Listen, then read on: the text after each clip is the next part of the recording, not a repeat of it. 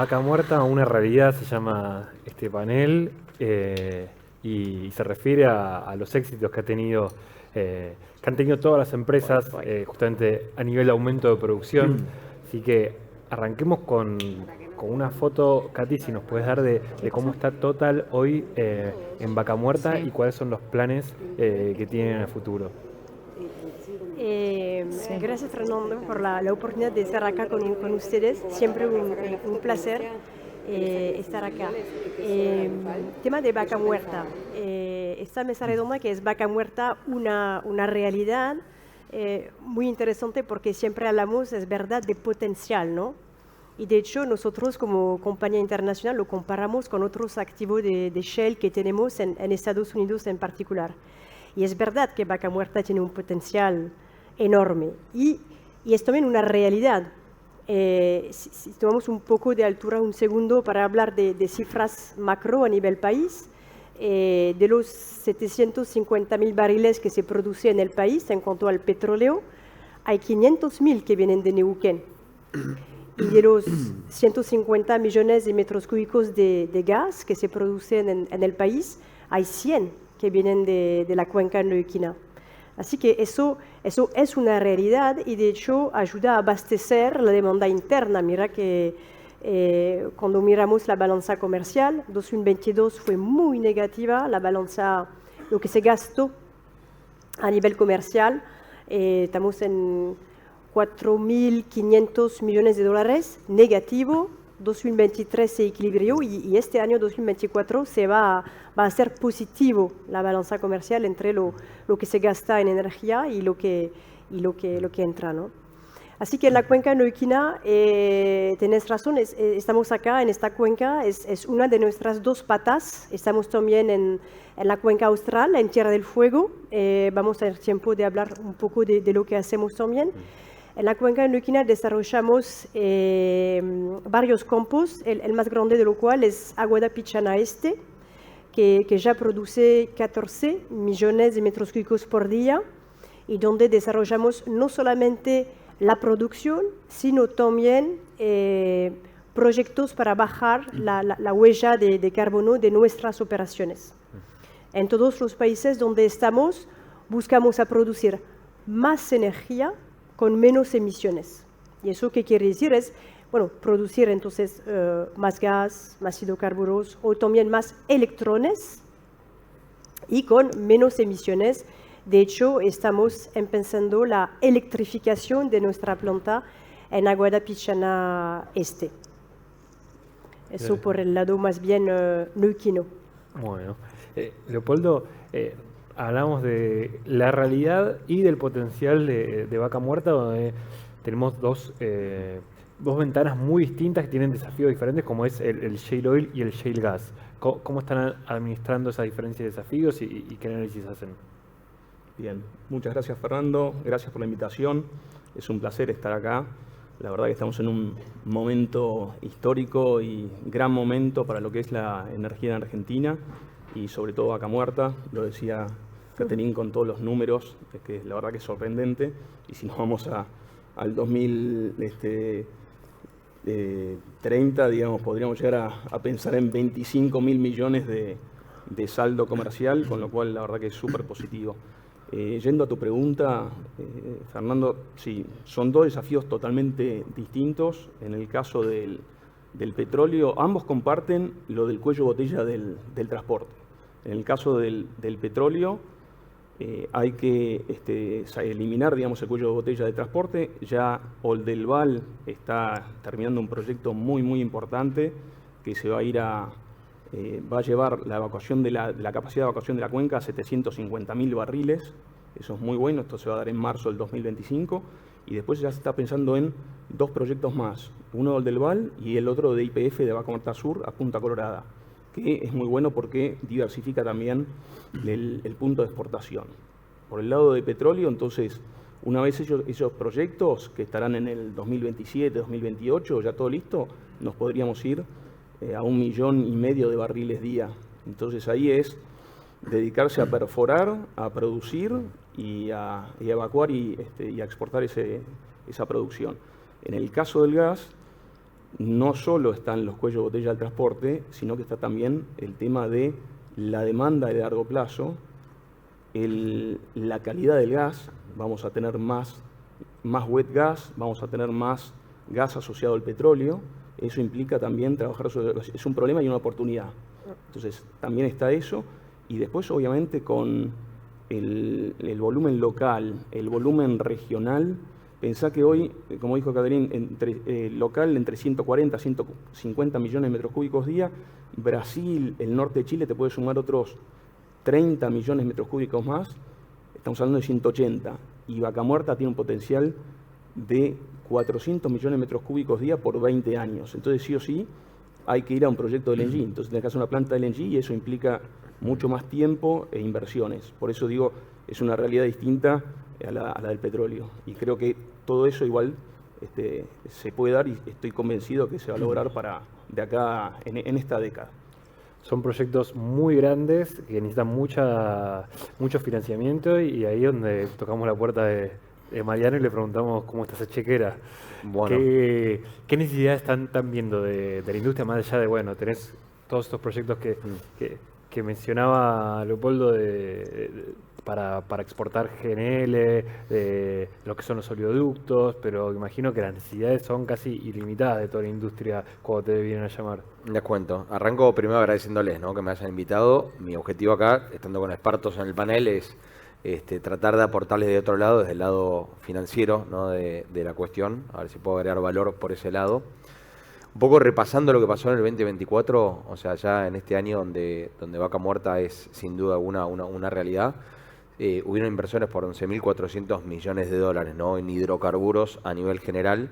Si uno empieza a desagregar esas cifras, un 75% fue a lo que es no convencionales, un 85% específico en petróleo y un 70% de eso desde un punto de vista geográfico en la cuenca neuquina, ¿no?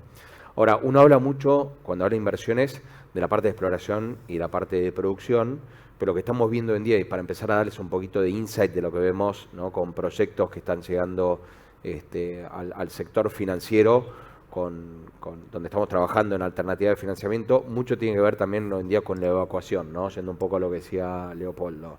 La verdad que cada vez vemos más proyectos que tienen que ver con tratar de extraer el producto y llevarlo ya sea o a la industria local o a los puertos para ser exportado y poder aportar de alguna manera a la matriz exportadora argentina.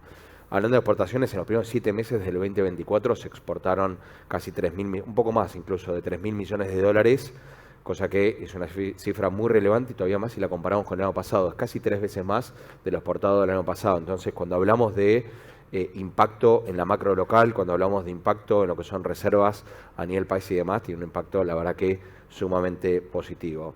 Ahora, vos me preguntabas sobre inversiones, ¿no? Difícil, cuando hablamos de inversiones a nivel general, no hacer un capítulo específico sobre RIGI, ¿no? Y yo sé que estamos todos ya muy estudiados y muy leídos en cuanto a RIGI, pero realmente lo que viene a traer esta regulación son cosas que son sumamente importantes cuando hablamos de financiamiento. ¿Por qué? Porque lo que viene a traer es un marco normativo, aduanero, cambiario e incluso tributario que trae estabilidad. Nada más importante cuando hablamos de financiamiento que hablar de estabilidad, ¿no? Y de alguna manera lo que trae también es estrategias para mitigación de riesgo cross-border, de riesgo país. Otro de los condimentos muy importantes cuando uno habla de financiamiento, más que nada para proyectos como este que son muy intensivos en cuanto a montos y que lo que estamos viendo en base a los últimos proyectos que estamos recibiendo, cada vez requieren plazos más largos, ¿no?, de repago. Entonces, esa estabilidad, esas reglas claras que trae la regulación son condimentos claves para poder trabajar en estructuras de financiamiento, ¿no?, que nos permitan atender a esas necesidades. Cuando hablamos de RIGI, ya creo que Leopoldo hizo hincapié en alguno de los proyectos más importantes, esta planta de GNL, ¿no?, que vimos que YPF está trabajando en un proyecto que podría llegar a demandar a lo largo de los años, no es inmediato, para hasta 30.000 millones de dólares de financiamiento. Está también el barco licuefactor de PAE, ¿no?, que lo va a incorporar en algún momento y que va a también demandar un monto de financiamiento. Después está también el oleoducto, ¿no? Vaca Muerta Sur, ¿no? Que es un proyecto de más de 2.5 billones de dólares. Los números son siempre, ¿no?, astronómicos, así que ahí hablando un poco antes del panel en cuanto a estrategias de financiamiento, lo que tengo para contarles es que lo que vemos desde el sector financiero es que no va a haber una sola solución en cuanto a estrategias de financiamiento, sino que van a ser un conjunto de soluciones. ¿Qué quiere decir con esto? Es que van a haber una multiplicidad de estructuras. No se puede trabajar en una sola estructura de un solo proveedor de financiamiento, sino que acá lo que tenemos que trabajar es en una multiplicidad de estructuras, apelando a la creatividad, ya sea estructuras que pueden ser obviamente en un inicio con un sindicato de bancos, pero después yendo hacia el mercado, tanto privado como público, para también obtener más financiamiento. Incluso en algún momento me imagino que tienen que jugar un rol clave las agencias que fomentan la exportación y las agencias multilaterales, ¿no? Porque, de nuevo, tengo que pensar en una multiplicidad de estructuras para poder hacer de este financiamiento una realidad, más que nada, de nuevo, por el monto y el plazo, que en función de los proyectos que estamos viendo son cada vez más grandes y más extensos en cuanto a plazos. Catherine, recién mencionabas el tema de la huella de carbono. Bueno, Total es conocido por una estrategia muy ambiciosa en materia de transición energética, y te quería preguntar el rol que ocupa Argentina y el diferencial justamente en tener por ahí proyectos con menor huella, si es el caso de Vaca Muerta, si es el caso también de Fénix, y en el marco también de todo el plan que ustedes tienen en energías renovables. En cuanto al plan que tenemos y la estrategia que desarrollamos en todos los países donde estamos, Argentina es el perfecto ejemplo, ¿no? O sea, acá en Argentina hay recursos enormes, hay hidrocarburos, pero también hay mucho viento, hay mucho sol. De hecho, cuando hablamos de huella de carbono, quizás tomamos un minuto para aclarar de qué estamos hablando. Nosotros lo que vemos es que la demanda de energía a nivel mundial va a seguir aumentando, porque somos más y más numerosos día tras día en el mundo, ¿no? Y lo que decimos es que los hidrocarburos van a seguir siendo necesarios. Lo que hace falta es diversificar y desarrollar otros recursos también. De hecho, acá en Argentina somos más bien, lo dijiste, un actor gasífero, o sea, el 90% de nuestros campos es gas, y también tenemos plantas eólicas en el sur, donde sopla un viento muy estable, mucho mejor que en Europa, de hecho, y tenemos también plantas solares en el norte, en San Luis y en Catamarca, donde acá también el recurso, como digo, las radiaciones de sol, es muy bueno. Y ahí diversificamos, y ahí Argentina tiene un papel que jugar, y ahí la transición energética en realidad es una oportunidad también para Argentinas. Eso por un lado de diversificar la oferta. La otra cosa que hacemos es mirando a nuestras operaciones propias, entonces los campos que desarrollamos. Les dije, estamos presentes en la cuenca neuquina y también en la cuenca austral. Ahí implementamos proyectos para bajar las emisiones que tenemos en estas cuencas. Y eso es muy importante en realidad, porque, y más todavía que se trata de campo de gas, porque tenemos a veces fuguitas de metano que hay que cuidar, por eso tenemos un sistema de monitoreo. También tenemos un consumo de gas por la planta misma. Una planta de gas que es una planta que va a trabajar sobre presión y temperatura, y para hacer eso, bueno, tu compresor o es a gas o es eléctrico. Bueno, es lo que estamos haciendo en Aguada Pichana Este, ahí electrificar toda la compresión. Eso es una inversión para bajar la huella de carbono de nuestras operaciones mismas, donde desarrollamos campos de hidrocarburos. Fénix en particular, y de eso estamos muy orgullosos, más allá de los 700 millones de dólares que gastamos junto a nuestros socios Pan American Energy y Arbor Energy, es un éxito, bueno, del lado huella de carbono y también del lado desafío técnico, te diría, porque hay que ver, lo conocen muy bien, mejor que yo seguramente, el mar austral suyo. Estamos ahí con vientos fuertes, con muchas olas, mucho corriente, con poca logística. es una de las plataformas más al sur del mundo que hemos desarrollado. Y el proyecto está todavía andando, ¿eh? O sea, hemos puesto el primer pozo, primer de 3 pozos, lo hemos puesto en producción en septiembre y los 2 pozos siguientes van a producir, te diría, en enero por ahí. Y lo bueno de este proyecto es que tiene en particular, hablábamos de huella de carbono, una huella muy baja. A 9 se mide en kilogramos de CO2 equivalente por barril equivalente. Es la intensidad de la operación y estamos en 9. 9 quizás no les dice mucho, 9 es como la mitad cuando comparo con el promedio de Total Energy en el mundo. Así que es realmente un desempeño muy bueno, ¿no? Y Fénix, con este desafío técnico, logístico, bueno, hemos logrado ponerlo en marcha en 2 años. Fue también un desafío económico porque se desarrolló 2022, 2023, 2024, así que fue un contexto complicado desde el punto de vista de la macro. Así que como wrap-up, o sea, la Argentina es el país perfecto en realidad, o sea, tiene un montón de recursos. Tiene hidrocarburos y tiene también renovable y tiene todo para bajar la huella de carbono de la producción de los hidrocarburos. Es realmente un país con mucho potencial y que día tras día se pone más en una realidad, ¿no? Leopoldo, ustedes con Tecpetrol se consolidaron como uno de los primeros grandes jugadores del shale gas en Vaca Muerta, pero ahora por lo que vinieron anunciando, los próximos pasos es ya meterse en la ventana de petróleo con los toldos 2 este. ¿Querés contarnos un poco cómo es la hoja de ruta que tienen pensada y a qué nivel de producción aspiran a llegar? Bien, sí, como decías, Fernando, somos conocidos por haber desarrollado masivamente, digamos, arrancamos con el shale gas en Fortín de Piedra, eso fue en el 2017, y en 18 meses lo llevamos de 0 a 17 millones de metros cúbicos día. Hoy estamos en 24.4, tuvimos el récord en el invierno, 24.4 millones de metros cúbicos día, el yacimiento, digamos, más grande de la Argentina. Podría irse a 40 millones de metros cúbicos día, ese es el potencial de Fortín, pero hasta, como dijimos, hasta que no se desarrolle el LNG, no vengan contratos en firme a largo plazo con Brasil, etcétera, nos vamos a mantener ahí. Fortín de Piedra igual ya acumuló un TCF, ¿sí?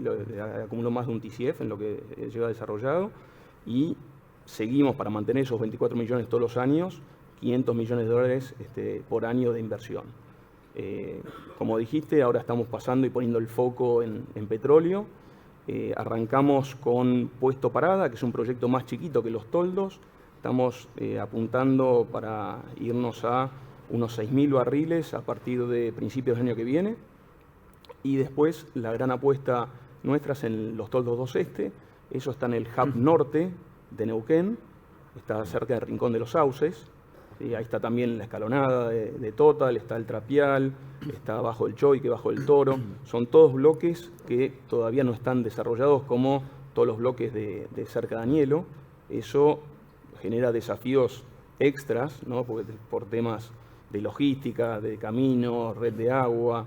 Entonces todos esos temas son desafíos adicionales y la idea es llevar a los toldos 2 este más o menos a lo largo, digamos, para el 2027 a un plató, digamos, de 70.000 barriles. Eso es para los toldos 2 este. A nivel de Tecpetrol, el objetivo es llegar a 100.000 barriles de la cuenca neuquina en 4 años. Así que esa es hoy por hoy nuestra gran apuesta. Está bien. Mariano, ¿qué señales macro todavía están esperando justamente para consolidar este proceso y que obviamente traccione y ayude al financiamiento de proyectos que son riesgosos, ¿no? Sí, para contestar esa pregunta me gustaría arrancar un poco haciendo énfasis en lo que decía Cathy, ¿no? En lo que son las bondades como país que tenemos, ¿no? Y arranco, si querés, por lo que es recursos naturales. De nuevo, no nos tenemos que olvidar, Argentina es el segundo país en cuanto a recursos no convencionales de gas, ¿no? El cuarto país en cuanto a recursos no convencionales de petróleo. Y cuando uno va viendo Vaca Muerta y se va transformando en una realidad, y el impacto que se empieza a tener a nivel país, y ahora voy a la macro, ¿no? El impacto que se empieza a tener, y por otro lado, positivo obviamente, ¿no? Y por otro lado uno piensa que solo el 4%, mis colegas me pueden corregir si estoy equivocado, ¿no? Pero el dato que yo tengo es que el 4% de Vaca Muerta hasta ahora es lo que está en fase de desarrollo masivo, o sea que la potencialidad que tiene esto es masiva, es increíble, ¿no? Cuando uno piensa en esas dos variables. Y eso es lo que tiene que ver con los recursos naturales. Entiendo también que Argentina a nivel general, la industria, ¿no?, energética argentina, en cuanto a capacidades de producción, también tiene una capacidad de producción muy potente, muy competitiva y con niveles de eficiencia que son, ¿no?, que lo convierten en un player global muy competitivo, muy bueno, ¿no? Ahora, yendo a lo que tiene que ver con variables macro específicas, de alguna manera me obliga a volver a lo que ya conversamos antes, ¿no?, que tiene que ver con estabilidad, tiene que ver con reglas de juego claras, ¿no?, para poder pensar en plazos más largos, en plazos de repago de proyectos, ¿no?, con montos mucho más grandes y, de nuevo, los plazos suficientes como para pagar esos montos mucho más grandes.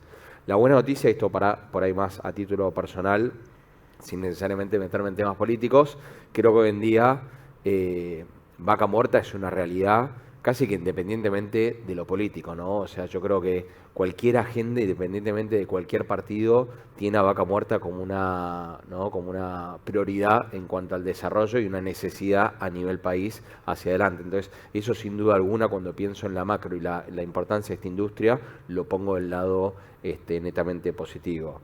Ahora, en cuanto a estructuras de financiamiento, de nuevo, fomentando esa estabilidad, fomentando esas reglas claras, los bancos de a poco están empezando a pensar nuevamente en estructuras como pueden ser Project Finance, que hace muchísimos años en Argentina que no se hacían proyectos como esos. Y de nuevo vuelvo a algo que comenté antes, la necesidad de empezar a traer agentes nuevos a la ecuación para poder fomentar, para poder financiar todo esto, que tiene que ver con estas agencias que fomentan la exportación de países del extranjero y con los multilaterales.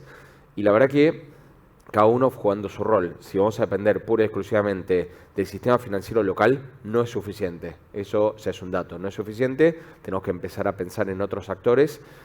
Obviamente está el financiamiento internacional y uno tiende a pensar solo en los bancos, también los clientes institucionales del exterior también tienen un rol por jugar acá. Así que todo esto tiene mucho que ver también con empezar a educar, a contar esta historia hacia afuera, ¿no?, y las bondades que tiene esta industria. Incluso, sin intención de hacer ningún tipo de propaganda ni nada, hace algunas semanas les contaba, tuvimos un evento de ECAS, como le llamamos a las agencias de exportación y de multilaterales en Santander, donde tuvimos 16 personas que vinieron de distintas partes del mundo, cada una de ellas representando una ECA o un multilateral. Y lo que hicimos es contarles justamente eso, ¿no?, cómo está evolucionando la macro local, ¿no? Tuvimos a representantes del gobierno contando cómo está evolucionando la macro local para que tengan un mejor flavor de cómo están evolucionando las cosas. Y después lo que hicimos también es, de alguna manera, tentarlos con lo que son los proyectos locales, ¿no?, que la verdad que muchos de estos proyectos locales, cuando uno mira los fundamentals, son fundamentals muy buenos desde un punto de vista de inversión. Entonces, mitigando ese riesgo país, mitigando lo que tiene que ver la potencial volatilidad, el proyecto en sí mismo es tan bueno que lo que hicimos es crearles o tratar de crearles los incentivos necesarios a estos agentes externos para que ellos empiecen a mirar a Argentina de una manera distinta hoy, no mañana, no dentro de algunos años, sino que hoy empiecen a mirar a Argentina de una manera distinta. Katy, de cara a lo que viene, ¿qué tenés para contarnos a nivel, por ejemplo, lo que son metas de producción de gas, donde también ustedes son muy fuertes, y está esta noticia que tuvimos ayer de la firma con Brasil que te abre un nuevo mercado, y a nivel también petróleo, que por lo que vos decías de la baja de huella de carbono, por ahí te permite explorar también esa ventana, consolidando la estrategia de transición energética que para ustedes es tan importante. Sí, y eso es un tema importante y tenemos que ser felices del Memorandum of Understanding que se firmó entre Argentina y Brasil en el G20 ayer, porque, y lo dijiste muy bien, Leopoldo, el tema del mercado regional es algo que no hay que destacar, hay que desarrollar eso, hay en Brasil, hay Chile, y eso es un low hanging fruit que podemos desarrollar con el potencial de Vaca Muerta, y no solamente de Vaca Muerta, de hecho, porque con otras cuencas también ayuda, y siempre que tener varias cuencas la opcionalidad va a crear valor.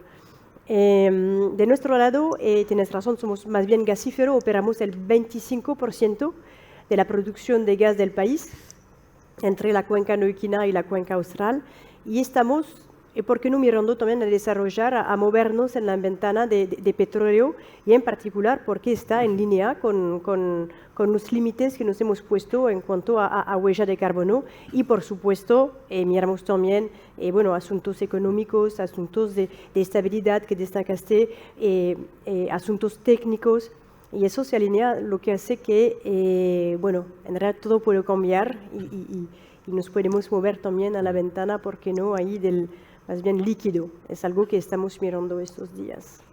Interesante. Leopoldo, ¿vos cómo estás viendo el tema de llegar a Brasil? ¿Lo ves factible? ¿En qué plazos? Sí, complementando como decía Katy, Brasil es fundamental ahora en el corto y mediano plazo, hasta que estén también los proyectos de LNG, que claramente eso le va a poner en valor a Vaca Muerta, como comentamos. Lo de Brasil es algo, un mercado muy atractivo. Bolivia sigue declinando, ya no está mandando más gas a la Argentina. Pronto, en los próximos años, se va a quedar sin gas para Brasil, con lo cual para Brasil es algo muy interesante tener una tercera pata, pues ellos ya tienen LNG, tienen el presal y no van a tener más Bolivia. Entonces esa tercera pata, que sea reemplazado Bolivia por Vaca Muerta, es muy interesante para Brasil. Por el lado de Argentina, claramente Argentina tiene una estacionalidad gigantesca, ¿no? En el invierno consume mucho, pues es básicamente para calefacción, y en verano esa demanda baja, con lo cual empezar con interrumpibles a Brasil en el verano, como hicimos también en su momento para Chile, arrancamos con interrumpibles, después pasamos a un firme de verano y después firmes anuales. Eso es un poco el plan que tendríamos que tener para Brasil. Para que tengas una idea, nosotros con esta gran demanda de Argentina, nosotros en Fortín estamos en 24 millones en los picos, y después en el verano podemos llegar a bajar 10 millones. En los picos de cuando estamos en el invierno, Fortín de Piedra, ¿sí?, abastece un 20% de la demanda residencial. O sea, 1 de cada 5 usuarios es abastecido por Fortín de Piedra, y eso es en el invierno. Pues en el verano obviamente cerramos porque no hay demanda. Esa demanda sería muy buena, digamos, tenerla regional. ¿Qué hace falta para llegar a Brasil? Primero, es generar la confianza, ¿no?, que se respeten todas las reglas de juego, creo que lo decía también Mariano, eso es fundamental. Tenemos que generar confianza a nivel región. Después, trabajar sobre todo lo que es el marco regulatorio, o sea, todo lo que son los temas regulatorios y de tarifas, hay que hacer mucho, y lo dijo esta mañana también Daniel. Después, obviamente, completar la expansión que ya arrancamos con el tramo 1 a Saliqueló. Bueno, ahora hace falta llegar al sistema de TGN, o sea, a la Carlota. Eso hay que expandirlo. Eso para llegar al norte de Argentina, para el litio, otros proyectos también de generación, y para Brasil vía Bolivia, o otros proyectos que se está hablando, si se quiere independizar, digamos, de un tercer país, podría ser Uruguayana, Porto Alegre, que va directo de Argentina a Brasil. Eso es lo otro que hay que hacer. Y lo tercero tiene que ser con ser más competitivo, o sea, hay que optimizar tema de tarifas y tema de precio del gas, porque no estamos llegando competitivos a San Pablo. Pensá que son casi 5.000 kilómetros de Vaca Muerta a San Pablo. Y hay, digamos, una cadena muy grande de muchos costos, entonces hay que optimizar. Por ejemplo, las tarifas de Bolivia son muy altas, hay que bajarlas. El precio del gas, hoy que está atado al Brent, sigue siendo alto. Podría ser tranquilamente el precio del promedio del plan gas, que obviamente lo hace más competitivo. Yo creo que esas son las principales cosas para poder llegar competitivo a Brasil. Interesante. Mariano, nos quedamos sin tiempo. Una breve reflexión final para que se concrete el financiamiento de todos estos proyectos que hablamos. Dale, y por ahí déjame tirar un tema sobre la mesa, me parece sumamente relevante, pues ya hablamos mucho de estabilidad, de reglas claras, hablamos mucho de evacuación, ¿no? O sea, todas estas cosas que tienen que darse para que el financiamiento a lo que es por ahí la industria en sí mismo termine de concretarse. Pero si querés te hablo de un tema que está en la periferia, pero es igualmente importante, porque no debería crear un cuello de botella, que tiene que ver con el financiamiento de todo el ecosistema alrededor de la industria, ¿no? Porque se habla mucho, ¿no?, siempre de lo que es el financiamiento puro a estos proyectos que tienen que ver con la industria en sí misma. Pero hay un montón de industrias alrededor del ecosistema de la industria energética que tiene que ir complementándose y tiene que ir creciendo a la par para no crear cuellos de botella, ¿no? Y con esto, de nuevo, estoy haciendo referencia a industrias que nada tiene que ver por ahí específicamente con la energía, ¿no? O sea, transporte, la industria alimenticia, indumentaria, o sea, todo lo que está en el ecosistema de la industria energética que tiene que ir creciendo de una manera complementaria. ¿Y por qué le pongo foco a esto? Porque muchas veces este ecosistema se compone de miles de pymes, muchas veces, ¿no?, que prestan servicios y prestan productos a estas grandes empresas que son las que pueden acceder a financiamiento, cuando estas pymes tienen por ahí muchas más restricciones para poder acceder a ese financiamiento y además porque están también limitadas a un mercado financiero muy local. No veo un mercado financiero internacional financiando estas pymes. Así que sí me parece súper importante también atender ese ecosistema. Proveedores también entrar dentro de ese ecosistema, ¿no? También sumamente importante poder abastecerlos con las necesidades financieras que puedan llegar a tener para poder crecer en paralelo a la industria energética a nivel general. Interesantísimo panel. Esperemos que esta realidad que es Vaca Muerta se vaya consolidando año a año y concretar estos números de producción y de proyectos que estuvimos hablando. Gracias a todos. Muchas gracias.